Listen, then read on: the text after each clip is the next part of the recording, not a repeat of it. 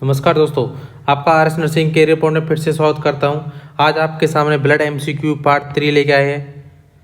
Class को start करने से पहले आप वीडियो को मैक्सिमम लोगों को शेयर कर दीजिए और आज की क्लास होगी बेहतरीन क्लास होगी ताकि एग्जाम में आपको मैक्सिमम फायदा मिल जाए। और चैनल को आप भी सब्सक्राइब कर दीजिए, बेल आइकन बटन को दबा दीजिए और यूट्यूब चैनल को लाइक कीजिए और मैक्सिमम लोगों को शेयर कीजिए ताकि मैक्सिमम लोगों को इसका फ़ायदा मिल जाए। और आज की जो क्लास होगी वो बेहतरीन क्लास होगी और एमसीक्यू सॉल्व करवाए जाएंगे और जिससे आसपास के हम क्वेश्चन के साथ 4 ऑप्शन क्लियर करते हैं ताकि बाकी ऑप्शन में आपके जितने डाउट है वो क्लियर हो जाए।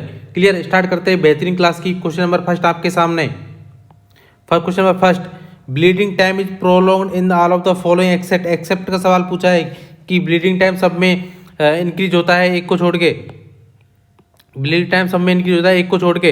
ए ऑप्शन है बाइपरबाइट, बी ऑप्शन है idiopathic thrombocytopenia, C option haemophilia A, D option von Willebrand disease. और बात करते हैं कि ब्लीडिंग टाइम किसके अंदर इंक्रीज होता है, प्रोलॉन्ग्ड होता है एक को छोड़ के।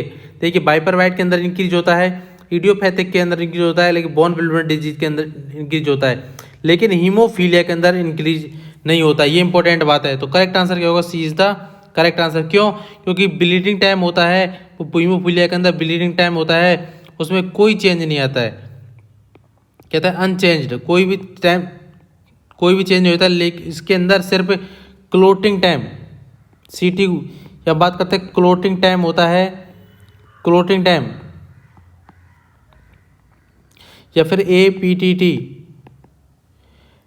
Active partial prothrombin time, activated partial prothrombin time, ये दोनों होते हैं। ये वो तार क्या हो जाते हैं? इंक्रीज हो जाते हैं। ये इंपॉर्टेंट बात है, दोनों क्या हो जाते हैं? इंक्रीज हो जाते हैं, लेकिन ब्लीडिंग टाइम में कोई चेंज नहीं होता है। ये इंपॉर्टेंट बात है। तो हीमोफीलिया के अंदर याद रखना कि ब्लीडिंग टाइम में कोई चेंज नहीं होता है, लेकिन क्लोटिंग टाइम के अंदर चेंज हो जाता है।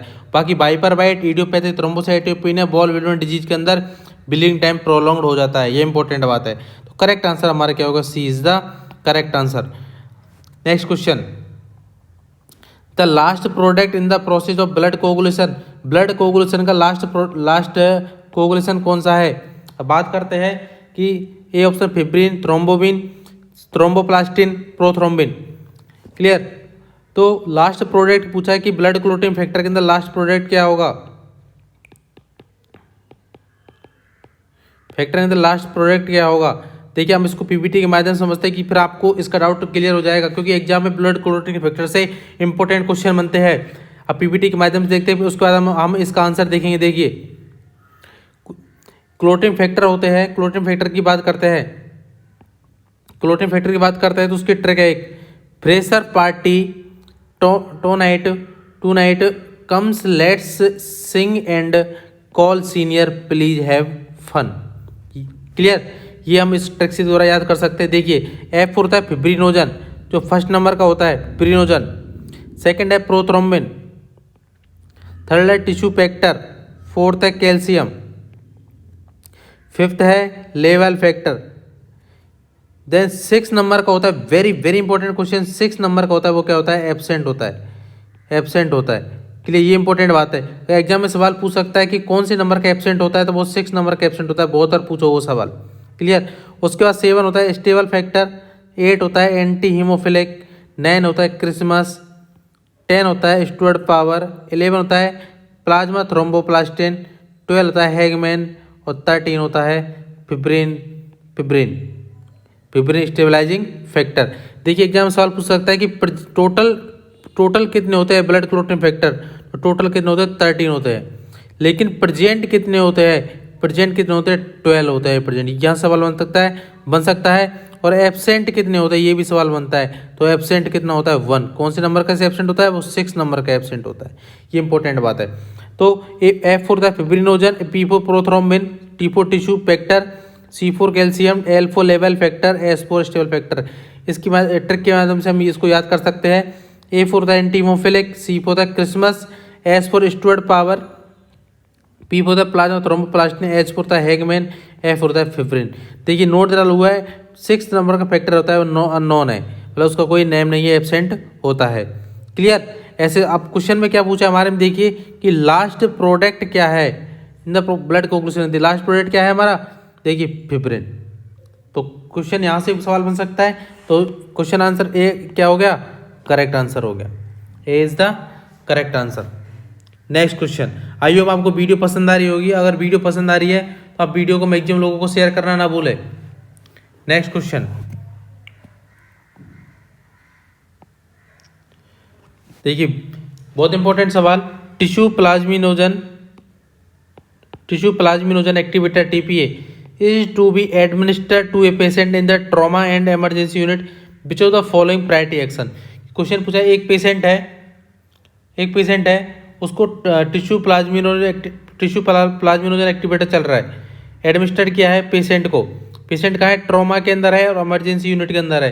तो प्रायोरिटी एक्शन क्या होगा? नर्स का प्रायोरिटी एक्शन क्या होगा? ए ऑप्शन है कि वाइटल साइन को चेक करेंगे, बी ऑप्शन सीरम इलेक्ट्रोलाइट को चेक करेंगे,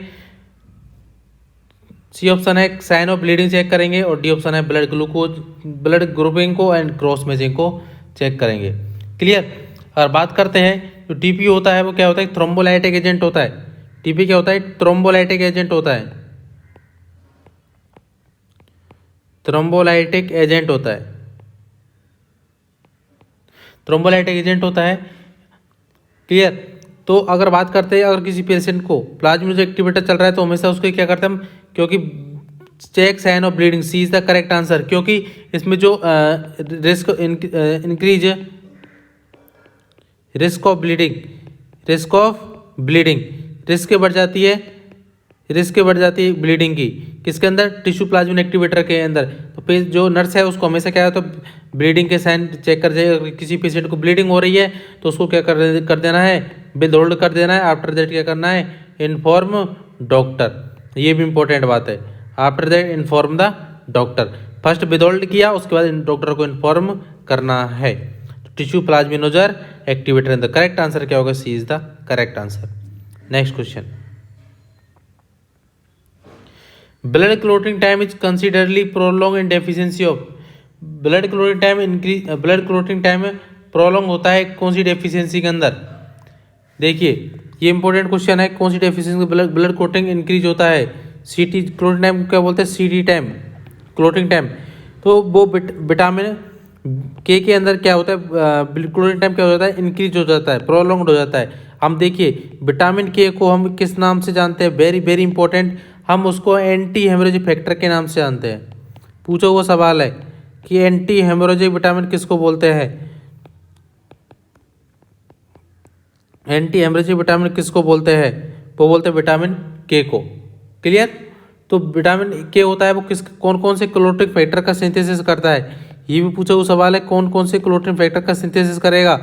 विटामिन ए। तो अगर बात करते हैं, वो करता है क्लोटिंग फैक्टर सेकंड क्या करेगा? देन 7th का, देन 9 and 10। सेकंड 7, 9, 10 2700 की तरह याद कर सकते हैं। क्लियर। तो जो अगर बात करते हैं विटामिन के की डेफिशिएंसी है, विटामिन के की डेफिशिएंसी है वो क्या करते हैं? Cause increase clotting time. Clotting time को क्या कर देती है? इंक्रीज कर देती है। ये इंपॉर्टेंट बात है।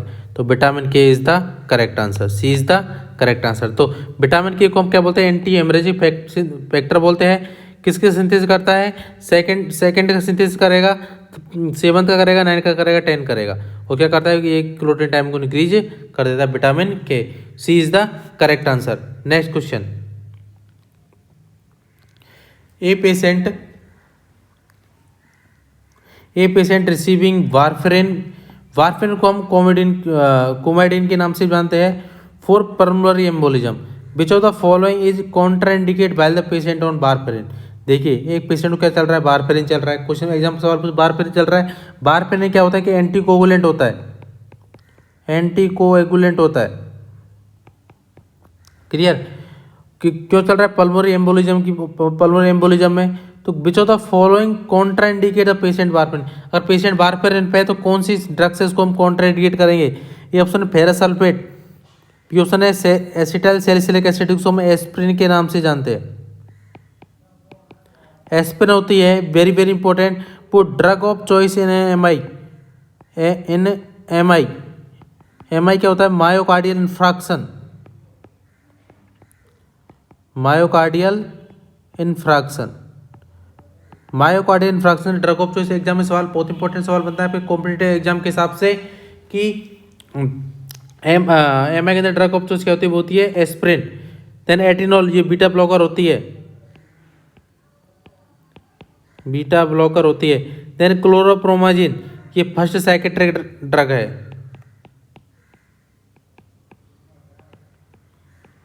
क्लियर, इंपॉर्टेंट बात है।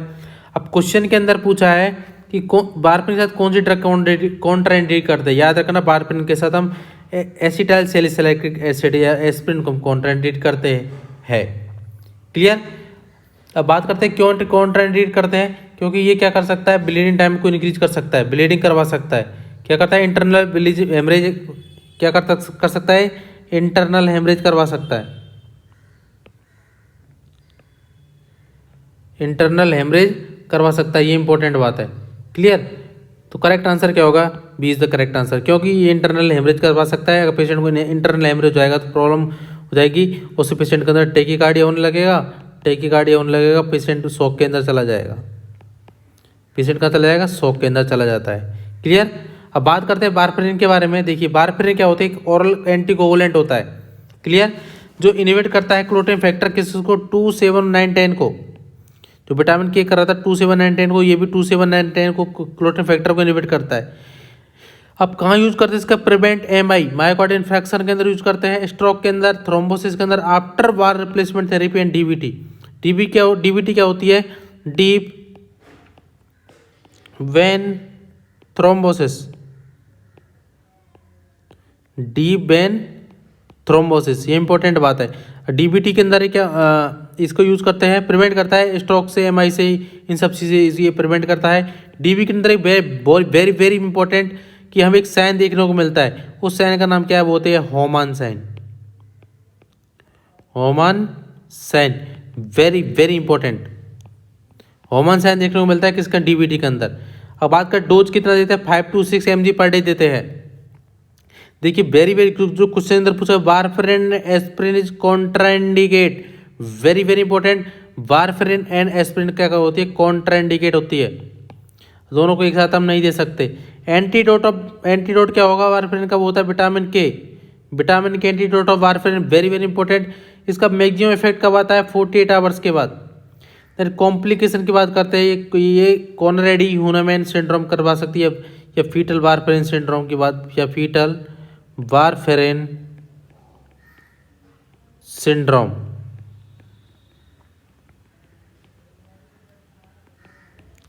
ये इंपॉर्टेंट बात है। क्लियर। अब क्वेश्चन के अंदर देखो, हम वारफेरिन, हेपेरिन वगैरह एंटीकोगुलेंट उसको अलग से लेक्चर पढ़ेंगे। यहाँ पर कुछ इंपॉर्टेंट लाइन है जो एग्जाम के सबसे इंपॉर्टेंट होती है। क्लियर। तो अब बात करते हैं, हमने इसकी बात की कि ओरल एंटीकोगुलेंट होता है, प्रिवेंट करता है एमआई, स्ट्रोक, थ्रोम्बोसिस और डीबीटी से। Dose 5 to 6 mg per day. Clear. Oral दे सकते हैं, वारफेरिन ओरल देते हैं। वारफेरिन और एस्प्रिन को हम कॉन्ट्राइंडिकेट करते हैं। Antidote vitamin K, maximum effect 48 hours. Complication कॉनरेडी ह्यूनमैन syndrome, very very important. Clear. ये भी इंपॉर्टेंट, बहुत एग्जाम, हर लाइन से एग्जाम में सवाल पूछा हुआ है। देन हम एक और बहुत इंपॉर्टेंट सवाल बनता है, हेपेरिन से भी इंपॉर्टेंट सवाल बनता है। हेपेरिन होता है वो नेचुरल एंटीकोगुलेंट होता है, जो मास्ट सेल या फिर बेसोफिल से रिलीज होता है। ये इंपॉर्टेंट बात है। कहाँ से? बहुत बार पूछ सवाल, कहाँ से रिलीज होता है? मास्ट सेल से या बेसोफिल से। कौन? हेपेरिन। इंडिकेशन है ड्यूरिंग सर्जरी यूज करते हैं डायलिसिस के टाइम पे। डायलिसिस कौन सा? हीमोडायलिसिस। पूछा हुआ सवाल कि हीमोडायलिसिस के टाइम पे हम कौन सा हेपेरिन यूज करते, सॉरी कौन सा एंटीकोगुलेंट यूज करते हैं हेपेरिन। देन कार्डियक सर्जरी के अंदर, देन डीबीटी बताया था मैं, deep vein thrombosis, very very important. Safe in pregnancy, pregnancy के अंदर सेफ होती है। बठिंडा एम्स के अंदर पूछा हुआ सवाल, बठिंडा एम्स के अंदर पूछा हुआ सवाल 2019 बठिंडा एम्स के अंदर पूछा हुआ सवाल कि कौन सा ओरल एंटीकोगुलेंट जो प्रेगनेंसी के अंदर सेफ होता है, वो कौन सा होता है? हेपेरिन। देन कॉन्ट्राइंडिकेशन, हेमरेज के अंदर इसको नहीं देते हैं, स्ट्रोक के अंदर ब्लीडिंग से देन एस्प्रिन, इसके हिप्रिन के साथ भी एस्प्रिन को हम क्या करते हैं, कॉन्ट्रा इंडिकेट करते हैं। देन रूट कौन सा है, सबक्यूटेनियस रूट होता है। देखिए इसका एंटीडोट भी पूछता है एग्जाम में, वेरी वेरी इंपॉर्टेंट एंटीडोट पूछता है, वो होता है प्रोटामाइन सल्फेट। क्या होता है, protamine sulphate, antidote of heparin. ये भी एग्जाम पूछ सकता है सवाल, very very important. Never given IM can cause haematoma, अगर कभी भी हेपेरिन को हम आईएम नहीं देते, हमेशा कौन सा रूट प्रेफर करते हैं, सबक्यूटेनियस एंड आईवी। अगर हमने आईएम दे दिया तो क्या करवा सकता है, हेमेटोमा करवा सकता है। हेपेरिन कॉज करता है मेटाबॉलिक एसिडोसिस एंड हाइपरकैलियम। ये भी इंपॉर्टेंट बात है, बहुत एग्जाम पूछो सवाल है कि हेपेरिन क्या करवा सकता है, वो मेटाबॉलिक एसिडोसिस कर। मेटाबॉलिक एसिडोसिस क्या होता है, इसके अंदर SO3 भी इनकी डिक्रीज हो जाएगा और pH भी क्या हो जाता है, डिक्रीज हो जाता है। ये इंपॉर्टेंट बात है, क्लियर। और हाइपरकैलियमिया के बाद नॉर्मल पोटेशियम लेवल कितना होता है, 3.5 से 5.1 मिली इक्विवेलेंट पर लीटर, क्लियर। अगर किसी पेशेंट तो अगर 5.1 से ज़्यादा हो रहा है तो उसको बोलते हैं हम हाइपरकैलेमिया, क्लियर। तो मेटाबॉलिक एसिडोसिस और हाइपरकैलेमिया ये इसका कॉज का कारण कॉम्प्लिकेशन है। आईएम नहीं देते हैं क्यों, हेमेटोमा करवा सकता है, एस्प्रिन के साथ कॉन्ट्राइंडिकेट करते हैं, हेमरेजिक के अंदर भी, ब्लीडिंग के अंदर भी, और ये प्रेगनेंसी के अंदर सेफ होता है। ये इंपॉर्टेंट बात है, क्लियर। तो करेक्ट आंसर हमारे इसका क्या हो गया, सैलिसिलैटिक एसिड। अब क्वेश्चन आपको अच्छे समझ में आ गया होगा और आपको वीडियो भी अच्छी लग रही है। अगर वीडियो अच्छी लग रही है तो आप वीडियो को मैक्सिमम लोगों को शेयर करना ना भूलें, क्लियर। नेक्स्ट क्वेश्चन,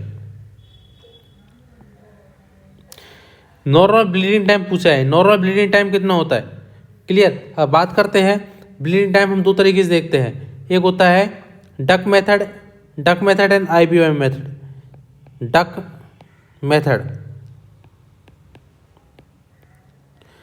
मेथड की बात करते हैं, उसका टाइम होता है normal 1 to 3 minute.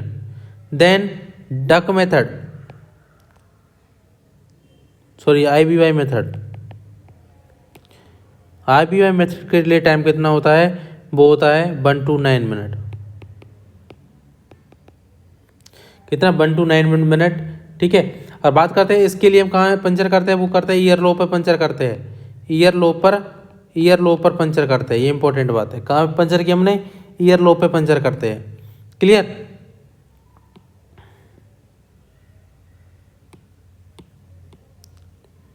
Year low puncture करते हैं। देन डक मेथड के अंदर हम 4 आर्म की स्किन पंचर करते हैं। कहाँ पर, 4 आर्म स्किन पंचर पे, ये इंपॉर्टेंट बात है। तो क्वेश्चन पूछा नॉर्मल ब्लीडिंग टाइम कितना हो गया, 1 to 3 मिनट, क्लियर। तो डक मेथड में कितना होता है, 1 to 3 मिनट। और अगर सेपरेट पूछता है, अगर नॉर्मल पूछता है तो 1 to 3 मिनट। तो अगर सेपरेट पूछता है डक मेथड 1 to 3 मिनट, और ईयर लो पे हम पंचर करते हैं, वहाँ पर चेक करते हैं, पंचर करते हैं, क्लियर। और डक IBI में पूछता है तो 1 to 9 मिनट, ये इंपॉर्टेंट बात है, क्लियर। तो करेक्ट आंसर हमारा क्या होगा, C is the correct answer. Next question, patches is frequently observe. Patches किसके अंदर फ्रिक्वेंटली देखने को मिलते हैं, इंपॉर्टेंट बात है, क्लियर। और बात करते हैं पेचेस हमको कौन सी कंडीशन देखने को मिलेंगी, या तो gastroenteritis, prostatic hypertrophy, otitis media bleeding disorder. अब बात करते हैं पेचेस हमको ब्लीडिंग डिसऑर्डर के अंदर देखने को मिलते हैं। अब बात करते हैं पेचेस क्या होते हैं, देखिए पेचेस क्या होते हैं, पेचेस और are the small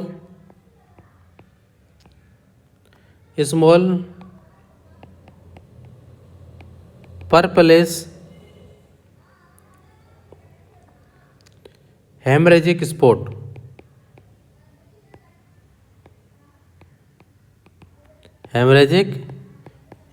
on the skin.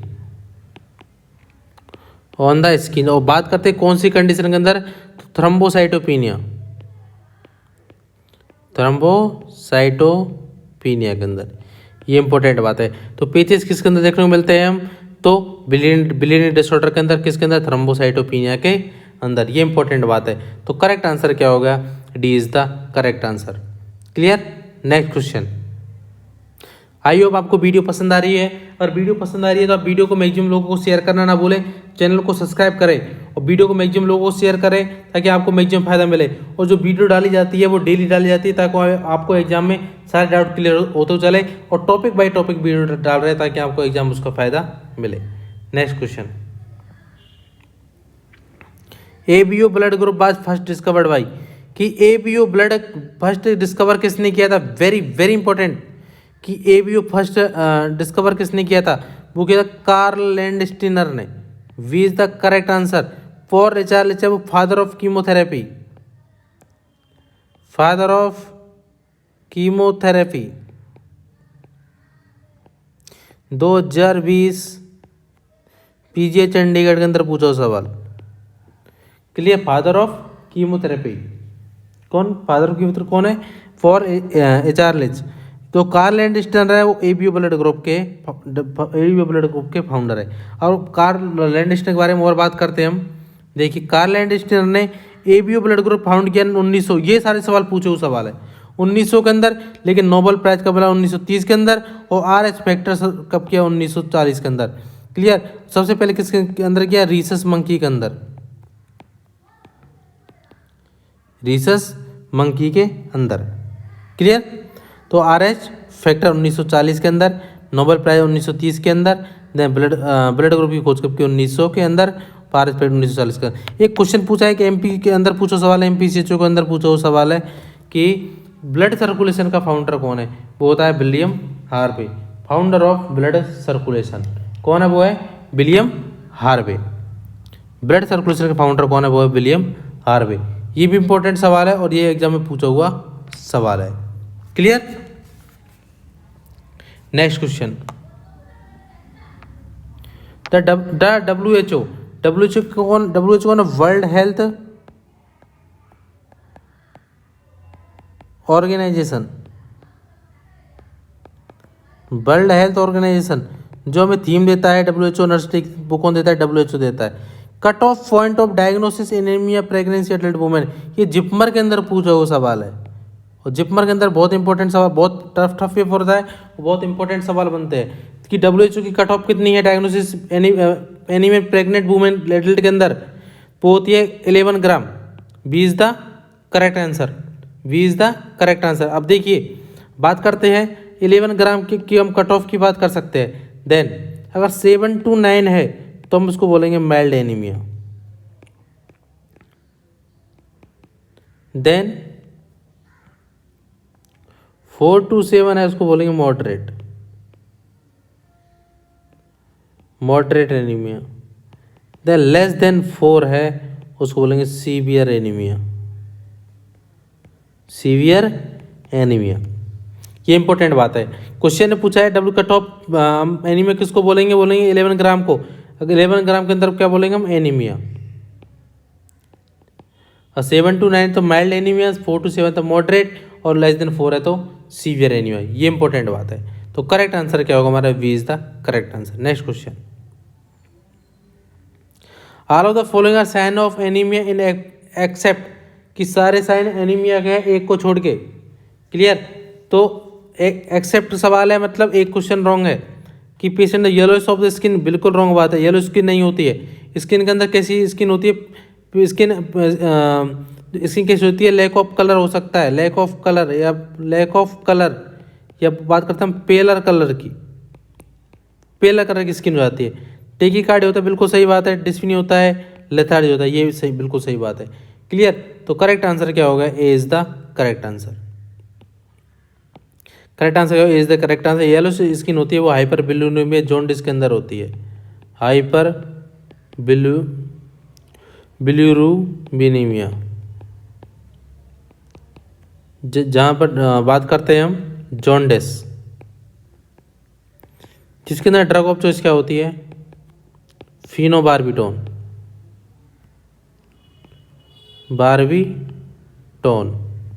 Drug of choice in anaemia. अब बात करते हैं और क्वेश्चन की बात करते हैं कि उसके अंदर और क्या क्या सिम्टम देखने को मिलेंगे। तो हम देखिए हमको वीकनेस देखने को मिलेगी। एनीमिया के अंदर क्या देखने को मिलेगी, वीकनेस देखने को मिलेगी। Clear. Then decrease muscle tone, decrease muscle tone, ये सिम्टम देखने को मिलेंगे, डिक्रीज मसल टोन देखने को मिलेगा। देन फटीग, थकावट देखने को मिलेगी। एंजाइना पेक्टोरिस, चेस्ट पेन होगा, angina pectoris. Then headache, then tachycardia, then skin बताइए पेल स्किन होती है। देन जो पर्सन होता है उसमें जो एक्टिविटी होती है क्या हो जाती है, डिक्रीज हो जाती है। ये भी पूछो सवाल है, एक्टिविटी क्या हो जाती है, डिक्रीज हो जाती है, नॉट इंक्रीज, एक्टिविटी क्या हो जाती है, डिक्रीज हो जाती है। तो करेक्ट आंसर क्या होगा, A is the correct answer. Next question. I hope आपको वीडियो अच्छी लग रही होगी। हम वीडियो के साथ सारे डाउट क्लियर कर रहे हैं। अगर कोई डाउट लगता है आपको कमेंट बॉक्स में लिख दीजिए, या फिर आप व्हाट्सएप कर सकते हैं 9672848848, या फिर 9649848848 पर कॉन्टेक्ट कर सकते हैं। क्लियर। यहाँ पर हमारी कोचिंग की ऑफलाइन क्लास भी स्टार्ट हो चुकी है, आप ऑफलाइन क्लास भी ज्वाइन कर सकते हो। Clear. Next question. Thalassaemia major is a, thalassaemia कौन सा डिसऑर्डर है? ऑप्शन है ऑटोसोमल रिसेसिव डिसऑर्डर है, degenerative disorder of bone marrow है, सेक्स लिंक्ड डोमिनेंट डिसऑर्डर है, सेक्स लिंक्ड रिसेसिव डिसऑर्डर है। देखिए थैलेसीमिया होता है वो कौन सा डिसऑर्डर होता है, ऑटोसोमल रिसेसिव डिसऑर्डर होता है। तो ए इज द करेक्ट आंसर। अब थैलेसीमिया के बारे में बात करते हैं हम थोड़ा सा, कि थैलेसीमिया होता है एक ऑटोसोमल रिसेसिव डिसऑर्डर होता है, जो हमने क्वेश्चन के अंदर पूछा है। तो करेक्ट आंसर क्या होगा, A is the correct answer. इसको हम कोली एनीमिया मीडिएटेरियन एनीमिया के नाम से जानते हैं, मीडिएटेरियन एनीमिया के नाम से भी जानते हैं, या कोली एनीमिया के नाम से भी जानते हैं। ये इंपॉर्टेंट बात है। Clear. It is defective production of alpha और बीटा हीमोग्लोबिन। क्या डिफेक्टिव प्रोडक्शन होता है किसका, अल्फा का, अल्फा और बीटा हीमोग्लोबिन का। मैंने बताया था अल्फा बीटा किसके अंदर होती है, alpha and beta chain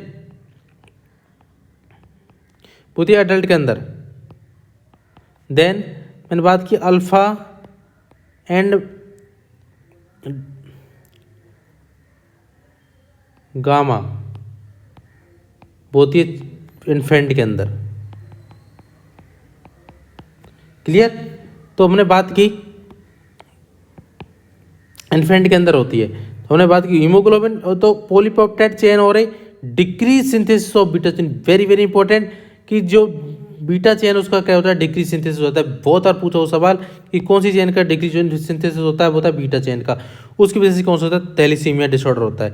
drug of choice बात करते हैं चिलेटिन थेरेपी है, डेप्रोक्सामाइन एंड बोन मैरो ट्रांसप्लांटेशन। इसके अंदर ड्रग ऑफ चॉइस होती है, वो होती है डेप्रोक्सामाइन या चिलेटिन थेरेपी बात कर सकते हैं। तो बोन मैरो ट्रांसप्लांटेशन इसका एक मैनेजमेंट है। क्या है, मैनेजमेंट। तो हमने बात की जो थैलेसीमिया के बारे में थोड़ी बात की, बाकी डिसऑर्डर हम पूरी ऑनलाइन क्लास के अंदर पढ़ेंगे कि थैलेसीमिया क्या होता है। क्लियर। करेक्ट आंसर क्या होगा, A is the correct answer. Next question. Pernicious anaemia is caused by deficiency of, pernicious anaemia किसकी डेफिशिएंसी की वजह से होता है। वेरी वेरी इंपॉर्टेंट सवाल कि पर्नीशियस एनीमिया किसकी डेफिशिएंसी की वजह से होता है। देखिए पर्नीशियस एनीमिया होता है, बात करते थायमीन, आयरन, साइनोकोबान और फोलिक एसिड। देखिए हम बात करते हैं कि पहले बात करते हैं कि हमको ये पता होना चाहिए पर्नीशियस एनीमिया की कौन से नंबर के डेफिशिएंसी वजह से होता है। विटामिन B1 होता है, उसको थायमीन बोलते हैं। साइनोकोबान होता है, उसको B12 बोलते हैं। क्लियर। और जो फोलिक एसिड होता है, फोलिक एसिड को हम क्या बोलते हैं, विटामिन B9। तो पर्नीशियस एनीमिया होता है वो किस वजह से होता है, साइनोकोबालामिन की वजह से होता है। अब बात करते हैं साइनोकोबालामिन, इसके बारे में बात करते हैं, तो सी इज द करेक्ट आंसर। देखिए पर्नीशियस एनीमिया होता है वो सॉरी पर्नीशियस एनीमिया होता है क्या, ऑटोइम्यून डिजीज होती है इनकी। इसके अंदर पेराइटल सेल के जो स्टोमक की पेराइटल सेल होती है उसकी लाइन के अंदर इंटरेस्ट फैक्टर का अब्जॉर्प्शन और विटामिन B12 इंटरेस्ट फैक्टर होता है, वो सीक्रेट नहीं हो पाता है। क्लियर। उसको जो विटामिन B12 है उसका सीक्रेट का होता है, पेराइटल सेल के अंदर सीक्रेट होता है। पूछो वो सवाल है उसका विटामिन B12 का क्या होता है, जो इंटरेस्टिंग फैक्टर होता है उसका क्या होता है, सीक्रेट नहीं हो पाता है। उसको हम एक्सटेंसिव फैक्टर ही बोलते हैं। क्लियर। तो इसके मेन सिम्टम क्या होता है, वीफी रेड टंग देखने को मिलती है इसके अंदर। वेरी वेरी इंपॉर्टेंट, कैसी टंग देखने को मिलती है, बीपी टंग देखने को मिलती है।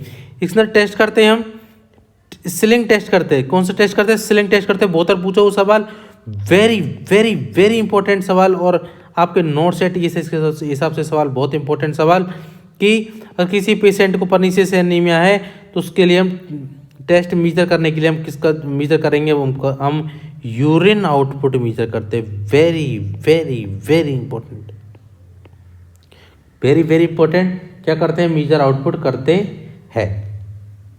क्या? यूरिन आउटपुट, या फिर इनटेक आउटपुट चार्ट मेंटेन करते हैं। तो परनीसियस एनीमिया कौन सा ऑटोइम्यून डिजीज हो गई जिसके अंदर एंट्रेंस फैक्टर की कमी हो जाती है। सिम्टम के अंदर वेट रेबिटम, वेरी वेरी इंपॉर्टेंट और बहुत एग्जाम में पूछा हुआ सवाल। क्लियर? अब समझ में आया होगा परनीसियस एनीमिया किसी की कमी है? साइनोकोबालामिन की। Clear? Next question.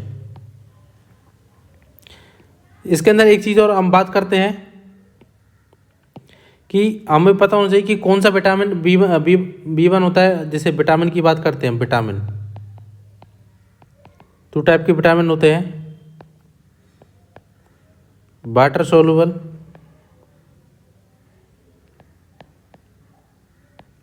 And fat soluble. Water soluble की बात करते हैं हम,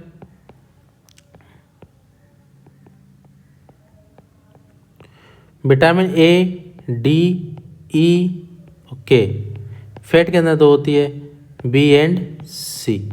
अब बी के पार्ट होते हैं, बी के बारे में बात करते हैं कि बी के कौन कौन से पार्ट होते हैं। क्लियर?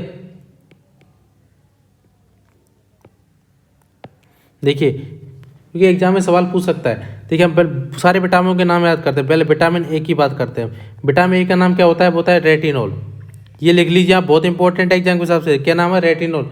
देन विटामिन डी, हमने वाटर विटामिन डी की बात करते हैं, उसका नाम क्या है? उस विटामिन नाम है कैल्सीफेरॉल।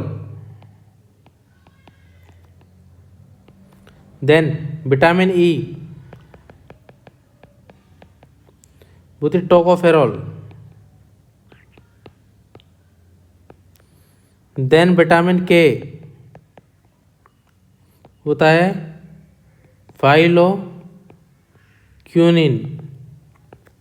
फाइलोक्यूनिनोन। क्लियर? अब ये तो हमने बात की। देन विटामिन सी, जो फैट सोलुबल होता है, जो विटामिन सी होता है वो कौन सा होता है? फैट सोलुबल होता है। विटामिन सी कौन सा होता है? फैट सोलुबल होता है। क्लियर? तो फैट सोलुबल की बात करते हैं, विटामिन सी, उसको हम क्या बोलते हैं? Ascorbic acid. देन अब विटामिन के बारे में बात करते हैं, विटामिन बी1 से बात करते हैं। विटामिन बी1 को क्या बोलेंगे हम? विटामिन बी1 को हम बोलते हैं थायमीन। देन विटामिन बी2 को हम किस नाम से जानते हैं? वो जानते हैं riboflavin. Then vitamin B3 niacin. Then vitamin B5 पैंथोनिक acid.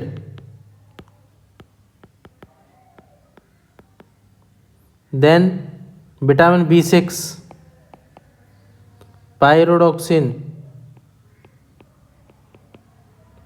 Vitamin बी7 biotin. आप इन सारे नोट्सों को लिख लीजिए, आपको एग्जाम बहुत फायदा मिलेगा। Then vitamin B nine folic acid. Then vitamin बी12 साइनोकोबालामिन, जिसकी वजह से कौन सा एनीमिया होता है? परनीसियस एनीमिया होता है। Very very important. कौन सा एनीमिया होता है? विटामिन बी12 की कमी से। ये इसके नाम है। आप इसको एग्जाम के हिसाब से बहुत इंपॉर्टेंट है, क्योंकि एग्जाम में इसके डायरेक्ट सवाल पूछ सकता है। क्लियर? नेक्स्ट क्वेश्चन, ये हमने बात की। Then the nurse instruct a patient who has a diagnosis of folic acid. एक पेशेंट को फॉलिक एसिड है, मतलब किसकी कमी है? विटामिन बी9 की कमी। किसकी कमी है? विटामिन बी9 की कमी है। क्लियर? किसी कमी हो गई? विटामिन बी9 की कमी हो गई।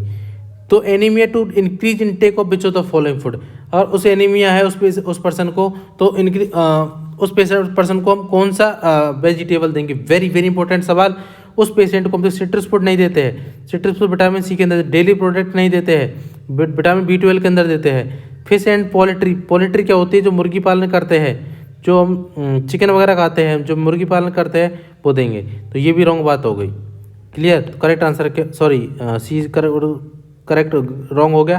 करेक्ट आंसर क्या होगा? B is the correct answer, green leafy vegetable. देखिए जो विटामिन फॉलिक एसिड होता है वो कौन सा होता है? विटामिन B9 होता है। उसकी वजह से हम एक साइड इफेक्ट कर अगर उसको ट्रीट नहीं किया तो उस पेशेंट को कौन सा एनीमिया हो सकता है? फॉलिक एसिड हो सकता है। क्लियर? तो और मेगालोब्लास्टिक हो सकता है, मेगालोब्लास्टिक। क्लियर? या फिर बात सकते हैं मैक्रोसाइटिक, इसको हम मैक्रोसाइटिक एनीमिया बोलते हैं। कौन सा? मैक्रोसाइटिक एनीमिया भी बोलते हैं। क्लियर? अगर ये हमने ट्रीट नहीं किया तो पेशेंट को क्या हो जाएगा? NTD, very very important. कौन सा? एनटीडीएस।